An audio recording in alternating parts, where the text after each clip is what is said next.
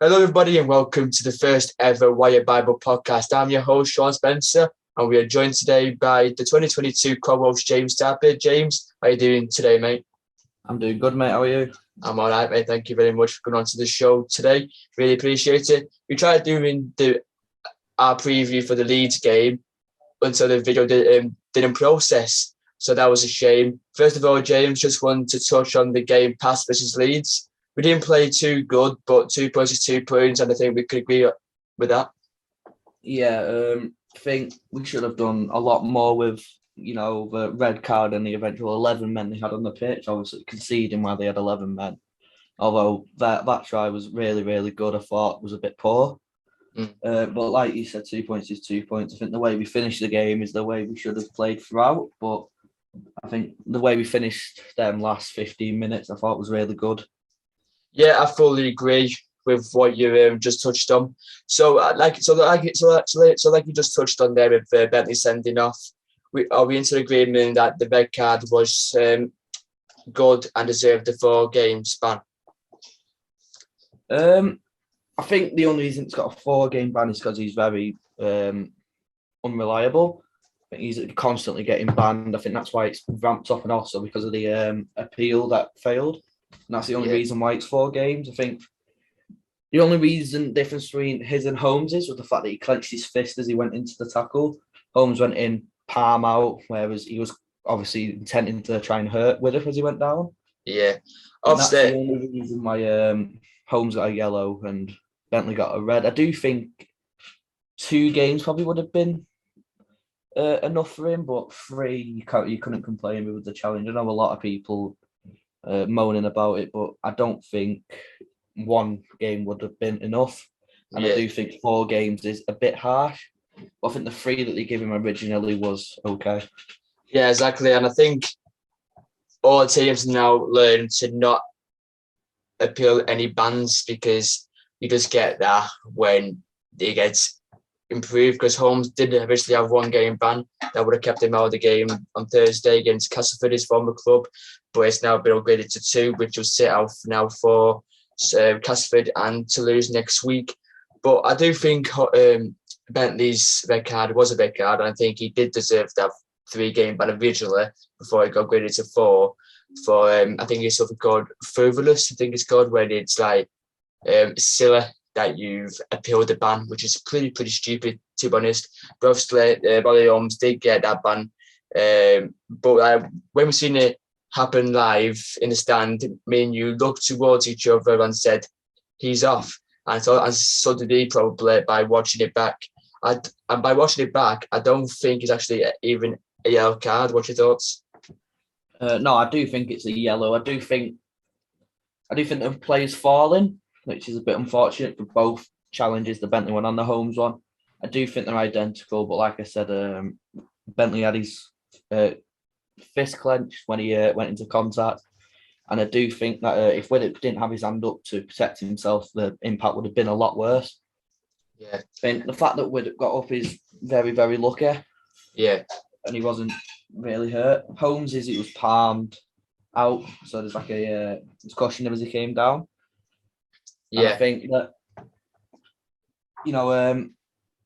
I do think Holmes got really, really, really lucky, because as you said, when we looked at each other and went, "Oh, well, that's a red," when it happened, because it looked identical to Bentley's. But then watching the game back, you can see that he has his palm out when he's doing it. I think that is literally the only difference between the challenges, though. Yeah, I think with the nowadays rules as well is that it's a yellow card, because if this was last year, Bentley's would only be a yellow card and Holmes would have been just a simple penalty.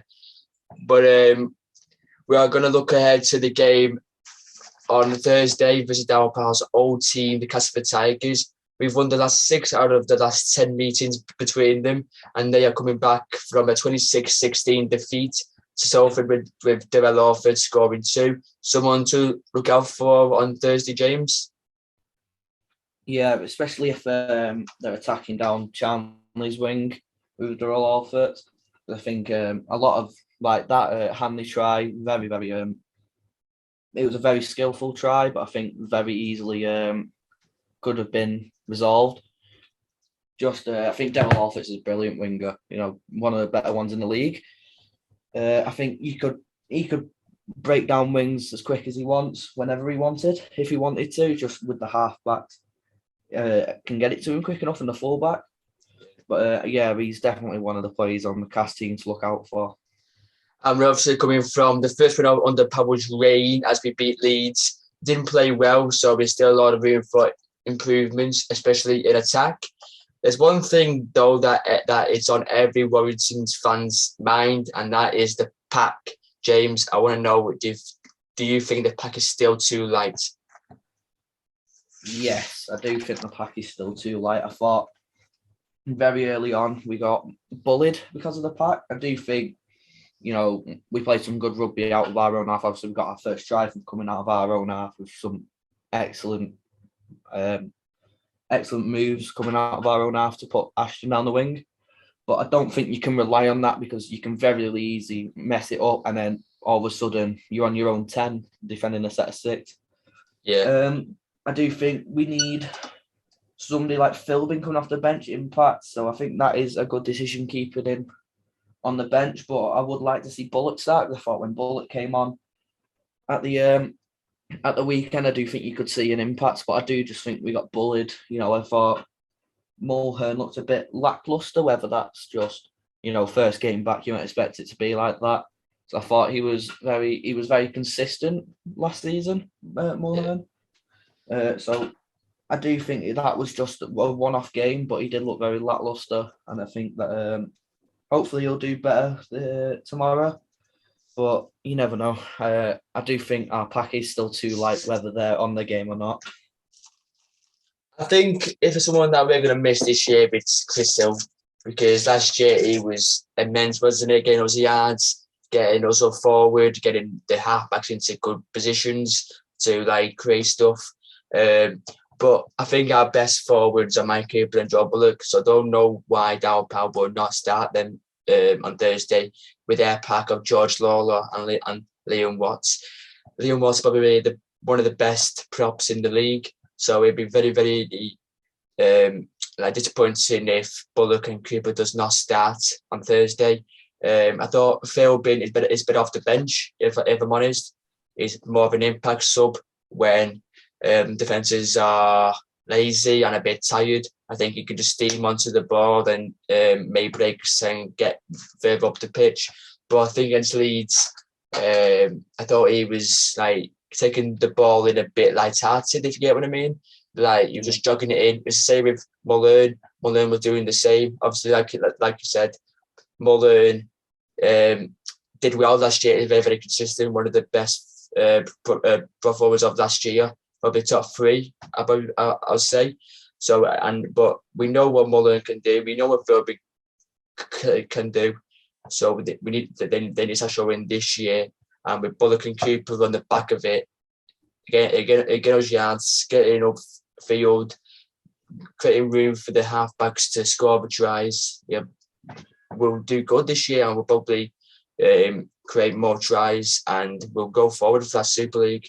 So I thought defensively we was better, because, like we mentioned prior to that Leeds game against Wigan, that left wing got torn apart, and it's good to see that Powell has finally improved that.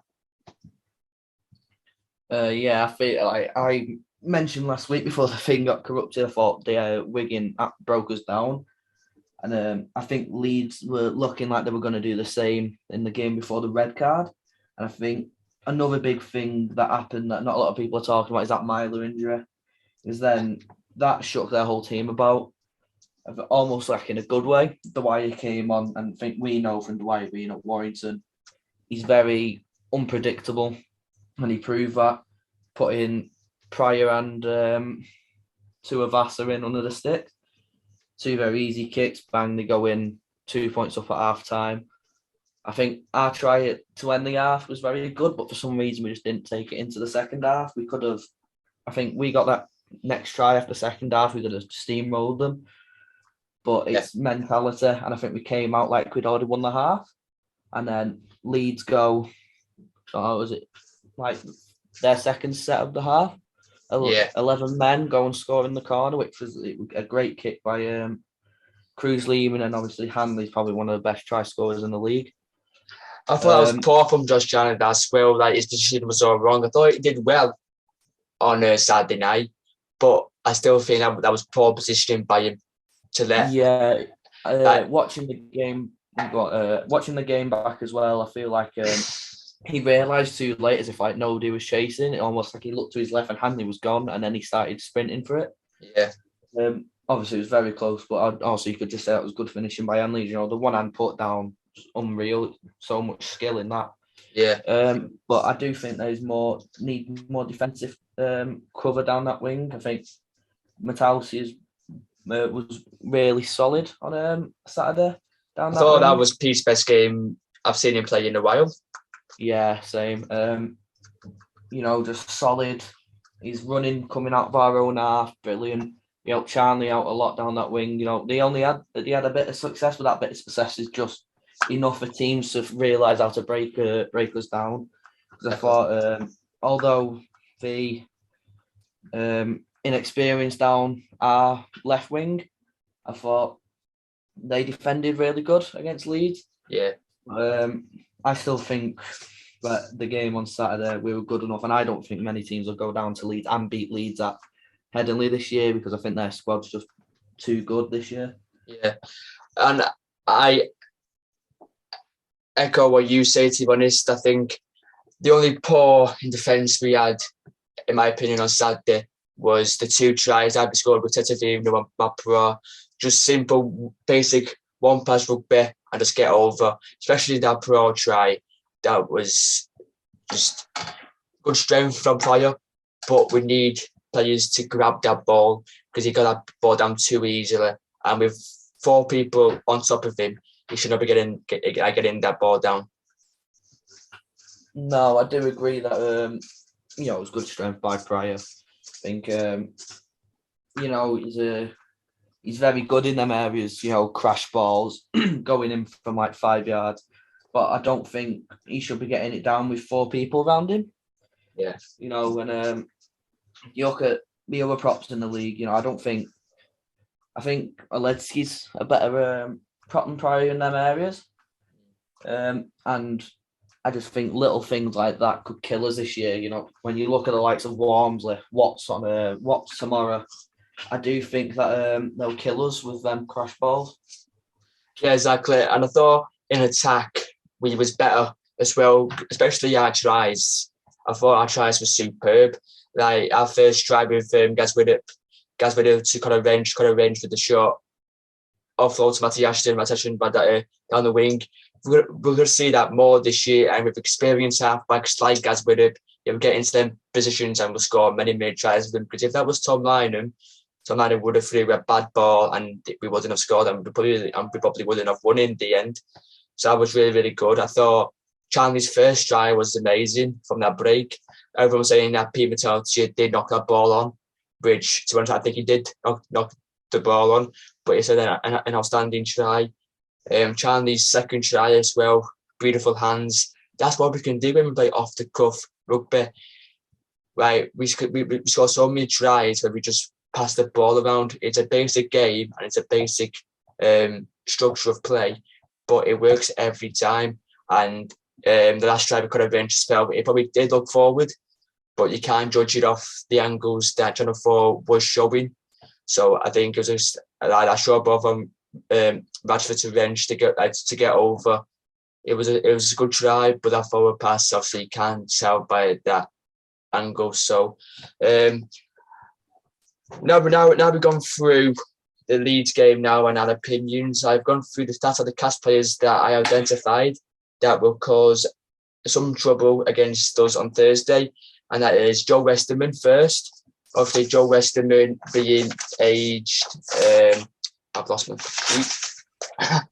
Joe Westerman being aged 32. Obviously, he came from Warrington, but he went to Wakefield after he joined LFC back in 2018. He's obviously a loose forward. He's on last Friday. He took 15 carries in. He made 126 metres, 29 tackles, and the average gain was 8.4. So, James, that is a very, very good stat if I'm loose forward. That's going to cause them some trouble on Thursday. Yeah, it's very good stats for a loose forward, especially against a side like Salford, who I thought were very, very impressive against Cass. I thought they defended well, and I thought that making them yards, I think almost single-handedly set up the offense for them too. I think you need, and I think you need a loose forward like him. He's very, very handy going forward. But then again, he's also got a pair of hands in him. He can pass the ball. You could have him at first receiver to then give your halfbacks more space out wide. I think he's a very well-rounded loose forward. And I think he could help Cass get a lot of success down a lot of teams' wings this year. I think disappointing when we got rid of him as well in 2018 because I thought he was outstanding. I thought his ball playing was outstanding. His tackling was good. And I just think he's an all-round good player.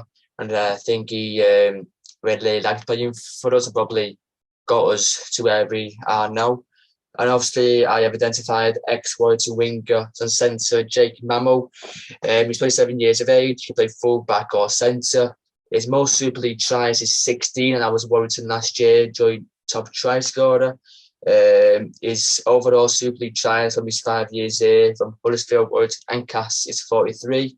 His average gain this year so far against Castleford was just 9. He made 12 carries. He made 108 metres. He made 20 tackles. However, he missed 7 tackles. And we have all Wire fans have said that he cannot tackle, and that just shows it with 7 missed tackles, James. Yeah, but I do think although the defensive areas are very, very clear, I do think Warrington fans were a bit stumped when he was going to leave. He had a brilliant game against Wigan that week, scoring a hat-trick against, although you could say disappointing Wigan team, it was still a Warrington-Wigan derby. Obviously, probably one of the most unreliable game in the league. We could have been bottom and they could have been top, and yeah, it'd still probably only be 2 points in it. I do think he is a liability down their centres. I do think, although he does love a try at the HJ, just scores for fun.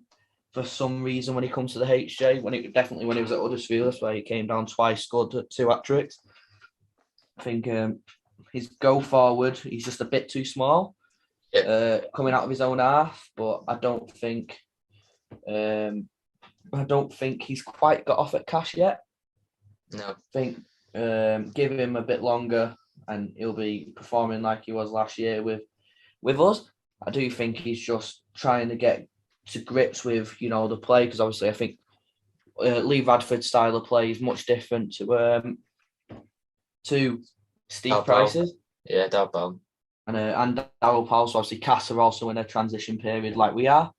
So I think it will take Cass a little bit longer, as much as it might take us. So I do think we were poor at the weekend. Yeah, exactly. I do think it won't. I don't think like it's not going to come instantly. I don't think we'll get it this week. But it's going to be an interesting game tomorrow, because obviously two teams in a transition, just to see who plays the better rugby. Exactly. So we've also identified some players, and obviously the key player of that Cass squad is Paul McShane. Obviously, dynamic 9, probably the best in the league under James Roby. Obviously, an England international. He came first in the average carry gain of 10.33 metres, which is less than the whole team's average gain. The Darrell Orford was leading tackle bus with 8, now levelled with 5, and Joe Westman with 3. So lots to look out for Tarpe on Thursday evening. Yeah, I think especially Liam Watts loves to break through getting like an half break and getting the offload away to McShane. And McShane's always, no matter what position he's in, he's always dangerous. He can make a massive situation out of nothing. One lazy defender, bang, they're on a break.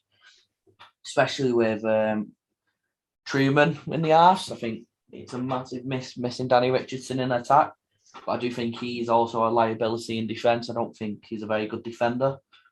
But they've got a great halfback in Gareth O'Brien on the bench. And then obviously having Niall Evalds at the at fullback, I think he was brilliant for Cass last year. You know, every time he played Warrington, he just seemed to breeze past us with ease, especially in that Challenge Cup semi-final. Yeah, Jordan Turner just seems to play good against us every single time. And when he's at Saints as well, when he scored that last minute again for Saints against us in 2015. Obviously, Gareth O'Brien will be starting most likely on Thursday evening with Jake Truman in the halves.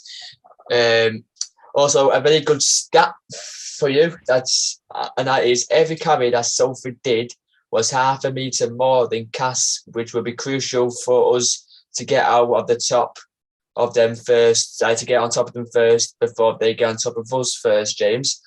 So the 21-man squads have been announced for both teams. Obviously, no Holmes due to suspension, and no Tyler Clark due to the new concussion protocols, which you have to be out for 11 days now. But coming in for their absences is Toby King and Jack Hughes coming back from injury. Do you think they will start, James, and watch your 17 for Thursday? I don't think Hughes will start, but I do think King will start. I think, King might be a bit disappointed with how he ended last season. You know, went on a bit of a try drought.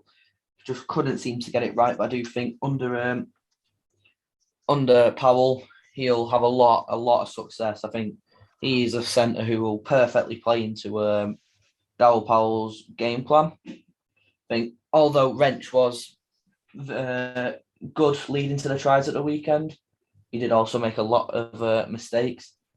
You know, right at the end, just popping the ball to Washington instead of taking it in. They had another set on our line. You know, just tiny little mistakes. But I do think Wrench will be unfortunate not to make it in. But again, we've got three very, very good centres in the centre that we have for options. So obviously Matauti, King and Wrench. But I've gone Ratch at fullback. I think Ratch was brilliant at the weekend, you know, setting up Charlie in that corner.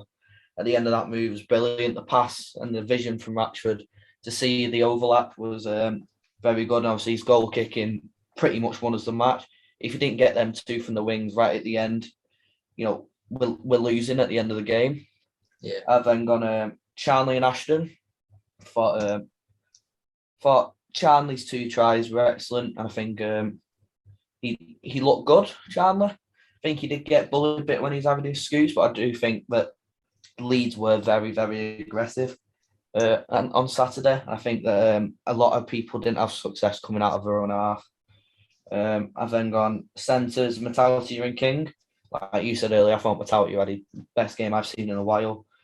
You know, almost setting Ashton full length of the pitch in the second half after a good return off a kick. And then King coming back. Hopefully he can get back to his try scoring form that he was in beginning of last year. I think if he can, I think we'll have a lot of success. Because if King gets away, you know, Ashton's right on his shoulder. You know, he's probably the fastest person in the league. Him and Grace are just, I don't think Usain Bolt's catching him in his prime.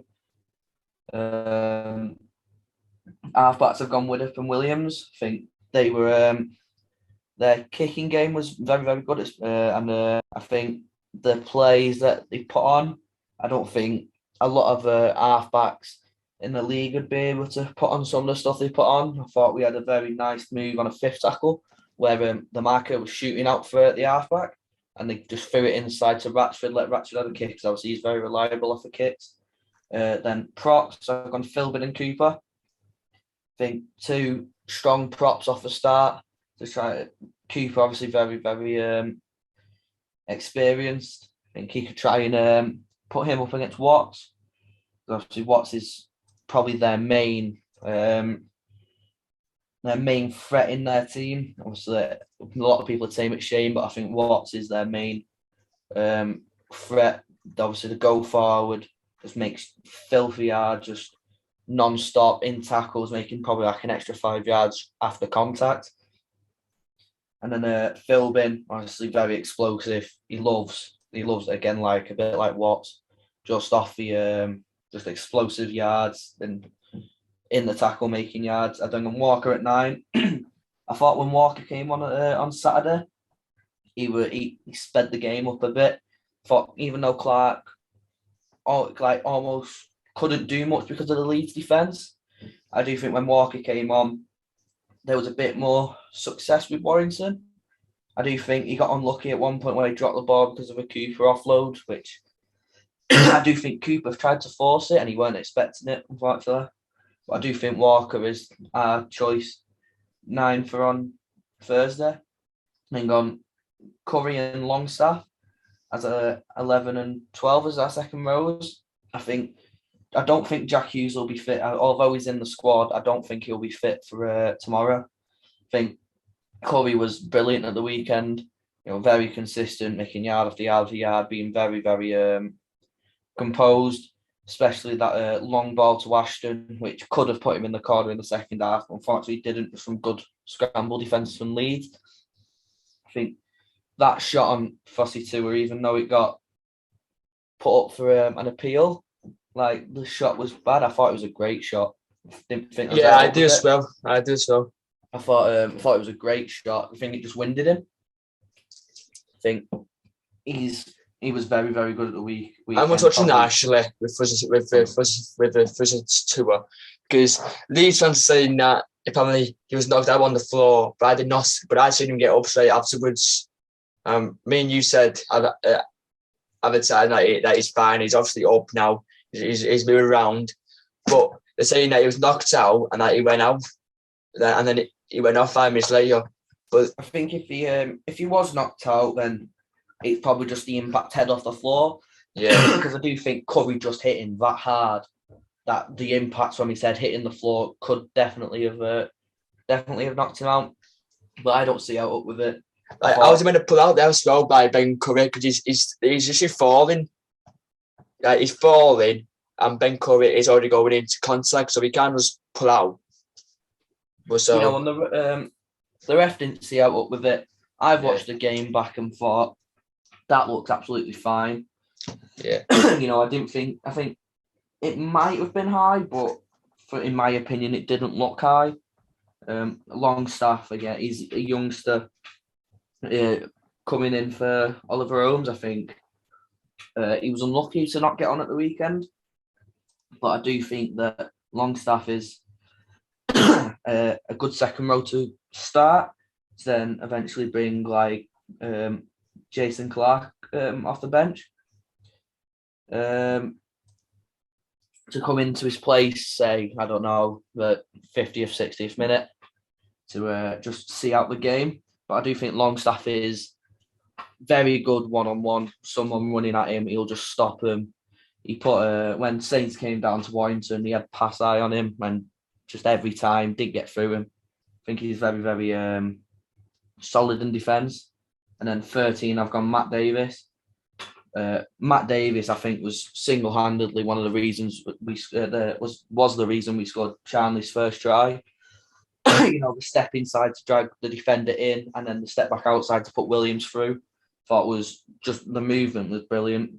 And then to go around Williams to follow it up for the availability for the offload was also just like the knowledge to go round there and to think, right, he can possibly get the offload away, and then to feed Holmes in that much space. It's just, I thought he had a really good game on Saturday. I think, although a lot of plays didn't get a lot of success, mostly the middle, I think our second rows and Loose actually, I thought had a very solid game. And then on my bench, I've gone Mulhern and Bullock as our interchange props. I think Bullock, when he came on, was also a bit unlucky because when he got a bit of success, I thought he looked really good, but when he first came on, Leeds were just in their stride of putting the pressure on us, and absolutely smashed him. Aledzki, I think, put a massive shot on him. and he just got back up and played the ball like nothing happened. You know, I think he's a very solid prop to bring off the bench. I would prefer Philbin, but I think Philbin will start because I did think that Mulhern looked a bit. I don't know. He took a drive in and then he just all of a sudden looked gassed. Obviously, I think that could come from Leeds' defence, but I do think you need someone who will come on, whether it's like 10 minutes, because I do think Mulhern can play a longer period of time compared to Philbin, but I do think Philbin has more success. I've then gone Fewless, because I think when Walker gets tired, they'll put Ratchet 9 and then bring Fewless on, put Fewless fullback. And then Jason Clark. I think Jason Clark's massively underrated by the Warrington fans. Work rate's unreal. If you watch a kick, he's the first one. He's the first one in the chase up there. He doesn't miss a tackle. Warrington fans don't like him because he doesn't make the yards, doesn't make the tackles, but he'll work hard for you, and he's very reliable off the bench. Yeah, I totally agree with everything you've said there with 1 to 17, except for a couple of spaces. So I've gone for Rashford, Shanley, Renge, Metaltia, Matty Ashton, Widdop, Williams, Bullock, Walker, Cooper, Curry, Toby King, second row, and Matt Davis. Rashford, a fullback, obviously. Versatile there. He's obviously not going to move from there. Rashford's one of the players that did win us the game on Saturday with his composure, with the 2 kicks at the end, with Charlie's second try and Conor Venture's try. I think his composure helps us so often, and I think he's very underrated from some Wire fans. That he needs more respect. Personally, of the 2 wingers, Charlie and Matty Ashton, I thought Ashton on Saturday played really, really well. Same with Charlie. I thought that was Charlie's best game in a long, long time. But I think Matty Ashton especially, because he man-marked Fuzzatua so well. And I think that's what won us the game as well, because it looks like Dow Powell told Matty Ashton that they would go down his wing over time. And Matty Ashton did well to stop Fuzzatua breaking. I don't think Fuzzatua actually didn't make a break. But I do think if Harry Newman, and I think if Harry Newman did play on Saturday afternoon, I think it would have been worse for Matty Ashton, because it was actually a range, wasn't it? And 2 very inexperienced players against Harry Newman and Fuzzatua is not a good matchup, if you've asked me. So I think Ashton did really, really well under the circumstances. Sean did well as well, scoring them 2 tries. Very, very well worked tries, well from the hands, brilliant attacking structure that all Wire fans have wanted for the last 4 years. But Steve Price didn't offer that much. We just wanted to do 5 drives and a kick to King effectively. So I think Charlie did do well. I think that was the best game he's played for us in a while. Since he's gone from Wrench and Meteltia, the reason why I put Wrench there, because I said, I don't think Jack Hughes will play. So I think putting King second row will do us the whole world of good. And I think on coming form, you cannot drop Conor Wrench. Wrench, obviously, he made a couple of mistakes on a Saturday afternoon, but I still think he made up for it with that try. And with Wrench, man marking, the centre, I think it was Tom Briscoe that day. And Tom Briscoe is actually good when he wants to be as well. He's a very, very underrated player. So I think Wrench did do very, very well there. And Meteltia, I think he played excellent once again. I think he is underrated from some cast fans that I speak to, saying that he was rubbish and all that. But I personally think he was very, very good, Meteltia. Obviously, your halfbacks, Widdop and Williams. I thought on Saturday they were quiet. The kicking game wasn't the best, to be honest. It was always down the throat. So, and I think it was fullback for Leeds. Altamala went off. Jack Walker. Jack Walker for his first 2 and Hanley knew what they were doing all the time, and there's always in them positions to receive the ball. So I think the only reason they didn't have a lot of success is the fact that we couldn't make a lot of yards. I think we had we had a 6 again, and still only made it to their 40. Average gain Our average gain here was 6.4. A drive. Yeah. Right? It's like I think like Leeds were very, very unlucky because for a good spell in that second half, they were pinning us in corners.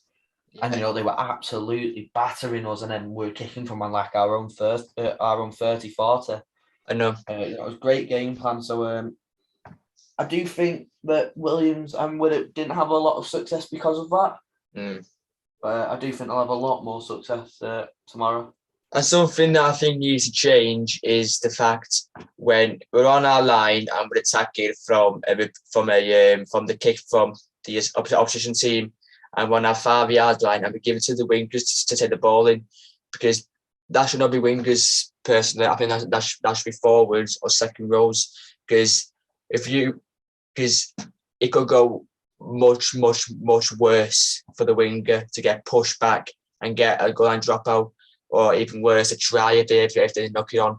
So I think from the 10 to the try line, it should be forwards taking that ball in, and then your wingers, because the wingers will start making breaks. The defence will get tired. There more defensive mistakes will be made from the opposition defence. So I think that's why we should do that. Obviously, I've gone for a different pack than you. I've gone for Bullock to start, Walker to start, and Cooper to start. I think, as I touched on before, Bullock and Cooper are our best pro forwards at the good moment in time. Bullock, it looks like Bullock's fitness has improved from his Wigan days, and I think you could agree with that, because when I was speaking to Wigan fans, they said that Bullock's fitness was atrocious, and if he wanted to be a success, he needed to get that up, and I think he's done really well with his fitness.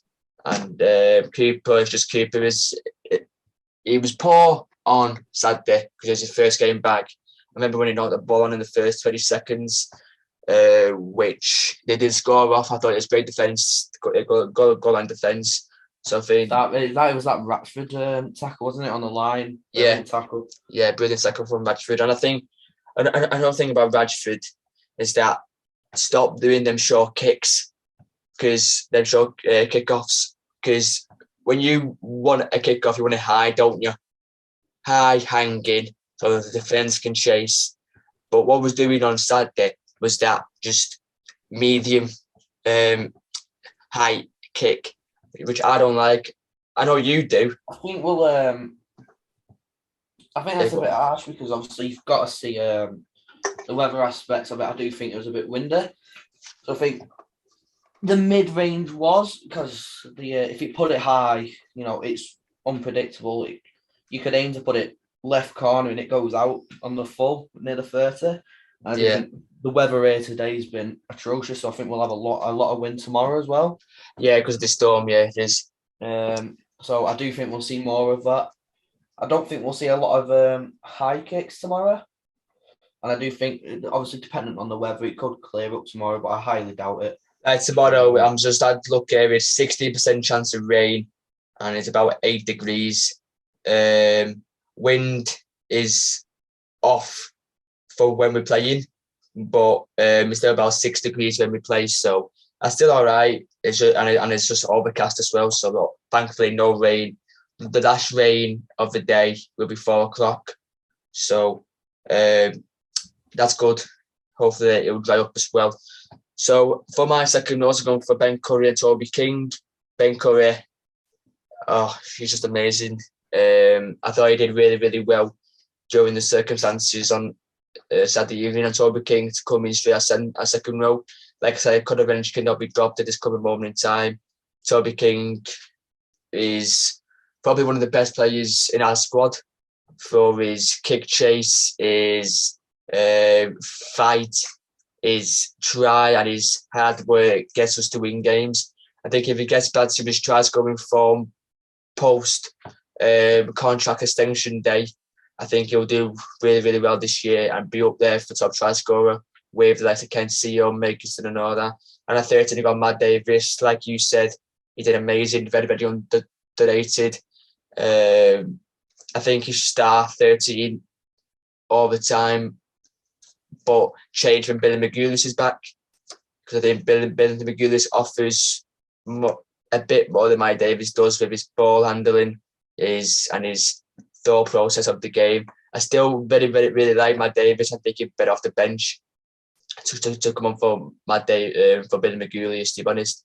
And because I think they're two very different players. They're both the same size, but I think Billy McGulius' game is the ball handling, and Matt Davis is more tackling and getting the pack in the best positions possible.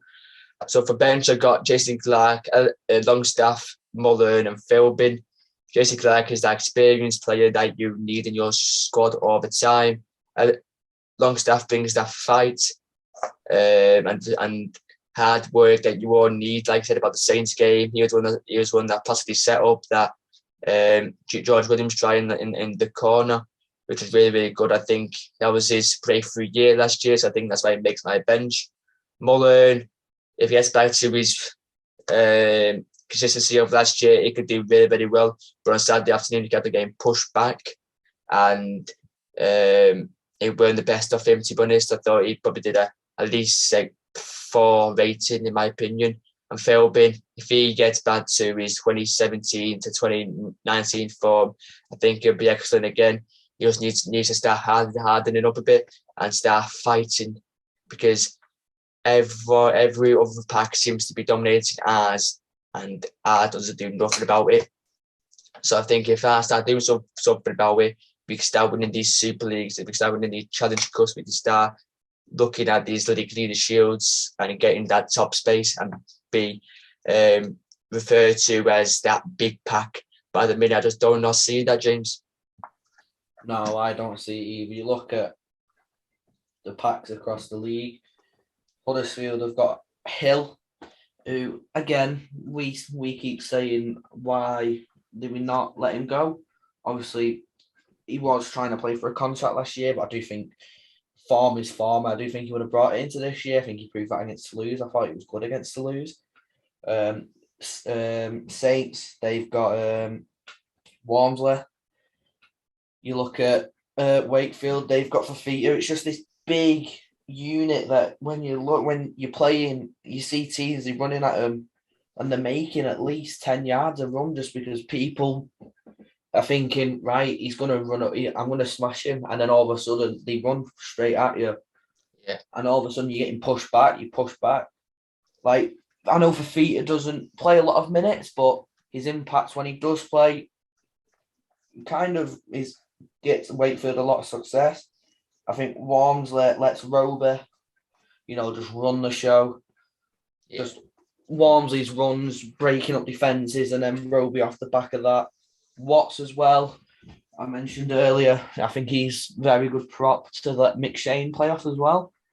And then obviously, I think Farge will have a lot of success with Farge and Lollahey will have a lot of success with Chris Hill as their main prop this year as well. Yeah, exactly, and I can agree with that as well. So pretty good team from us both, James. I think we've covered all the subjects that we've put down. James, thank you again for coming on to the podcast. Appreciate it. But before we let you go, I'm going to say our predictions for this upcoming games for round 2. Obviously, Wirecast, Wigan Leeds, Huddersfield OKR, Hull FC Saints, Catalan Wakefield, and Salford Toulouse. I'm going to start. So I think our game is going to end up 26-10 to Warrington. Wigan 22-8 against Leeds. Huddersfield 18-12 against OKR. Hull FC 10, Saints 32. Catalan 28, Wakefield 14, and Salford 20, Toulouse 8. Yep, so I've got Warrington 26, Cass 18. I think we'll just have enough to beat them. I do think that we are vulnerable at times, and I think the players like Truman, Gareth O'Brien, who's very experienced, he's been here, there, and everywhere, and just for some reason loves playing against us, and especially Mamo loves scoring at the HJ. But I do think we'll nick it. I've gone Wigan 22, Leeds 26. I think, although you've got the likes of Dwyer and Bentley out this week, I do think Leeds will nick it. I think Lehman was unbelievable for Leeds last week. I thought he single-handedly tore us apart when they had 13 men on the pitch. He's so reliable. You could play him loose forward, you could play him half-back, you could play him 9. And then with Austin back in this week and Caesar, I thought Caesar had a very good game at the weekend. And then just with Austin off the back of him, I think they'll have a lot of success. But I do think Wigan were very, very good against KR. And I do think that game is the game of the weekend. I think it could go either way. I think that'll be a very, very interesting game to watch this week. But I have gone for a Leeds 26-22 win. I've gone a St Helens 32-10 win over Hull FC. I think Hull FC will be a bit disappointed with the result he had against Wakefield. Obviously, no Jake Connor for the next few weeks. I think Jake Connor was the reason they scored Gale's try.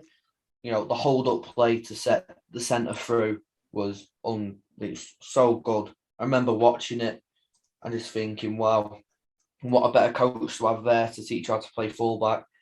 And Brett Hodgson, probably one of the best fullbacks the Super League's ever seen for Huddersfield and Warrington. But I do think they'll really, really miss Jake Connor this week, especially against this Saints team who look realistically unbeatable. Conrad Hurrell seems to he looks like a different player for Saints. Yeah. I thought he was unreal at the weekend. The offload to get it away to Rober and then the interception off Tompkins. I do think Catalan were battered at that point though, but that doesn't take away the game he had. I also think that Dodd looks really, really good. And I do just think that Saints will just have a field day when they play with FC. Huddersfield versus KR. I've gone 14-10 Huddersfield. I think Huddersfield look good against Toulouse, but I do think that them first 10 minutes, they look really, really vulnerable. I think they can get beaten very easily by a team, especially like Mikey Lewis, got a try out of nothing against Wigan. It was a very, very good try. No Albert Vete for KR, though, and I do think they'll miss Vete. But I think Huddersfield will nick it. I think they'll have Will Price back this week. Will Price, I'm surprised to not see him in the squad on Saturday night against Toulouse, but I think he'll be back at fullback this week. And they'll have Fage and Lollahea in the halves. I think they'll nick it. I think it will be a close game, but I do think Huddersfield will just nick it. I've gone Catalan 26, Wakefield 18. I think Catalan will really, they won't struggle, but they'll have with Cassiano in the middle, I think they'll have a lot of success, but as soon as he goes off, I think they'll struggle a little bit. I think they struggled with Napa and Dudson on the pitch against Saints. And then without them, I do think they'll struggle. I think they were at the forefront of Catalan's go forward on, I think it was Thursday night. So I do think Catalan will beat them 26-18 at Catalan. I just think they'll struggle a bit, Catalan.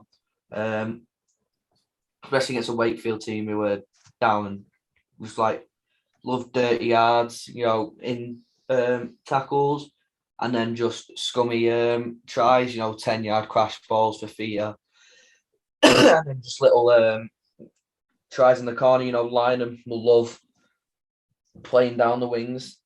I think he does. He does a good try at Callan as well. Yeah, he does a good try at Callan as well. Yeah. And then Salford 28 and Toulouse 12. I think Salford shocked us too this week. We expected Cass to beat them. They definitely shocked me. I think I was a bit harsh on them last week when we were doing our league predictions. Obviously, we've lost that now, but I've put them 10th.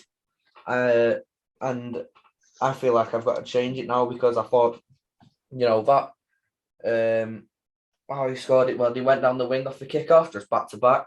It was poor by Mammal, but Burgess getting down that wing, I thought it was very, very lethal. And I do think Salford will be able to topple Toulouse. Exactly, man. So don't forget to like, share, and subscribe. And we'll see you next Thursday and look ahead to the Toulouse game. So we'll see you there. Thank you guys for listening. Hope you guys enjoy the game tomorrow. And we'll see you guys next Thursday. Thank you.